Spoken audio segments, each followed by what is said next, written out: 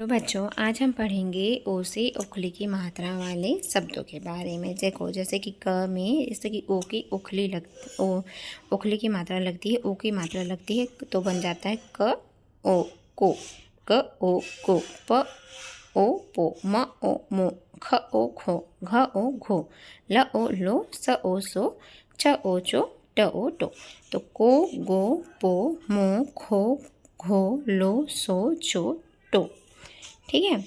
अब हम इससे बने हुए शब्द के बारे में पढ़ेंगे। जैसे यहाँ पे लिखा है ओखली, ओखली, ओढ़नी, ओढ़नी। ठीक है, चलिए स्टार्ट करते हैं। ठीक है।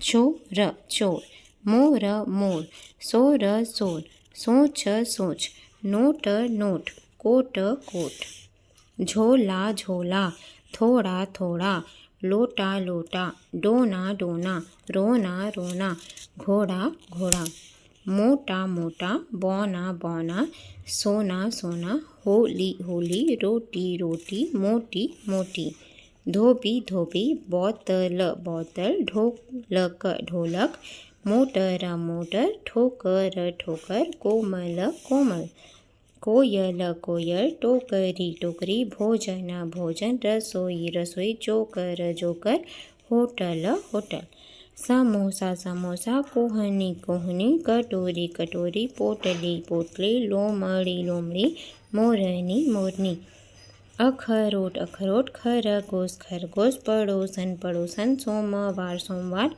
होनहार, होनहार, घोड़ा, गाड़ी, घोड़ा, गाड़ी। Thank you for watching.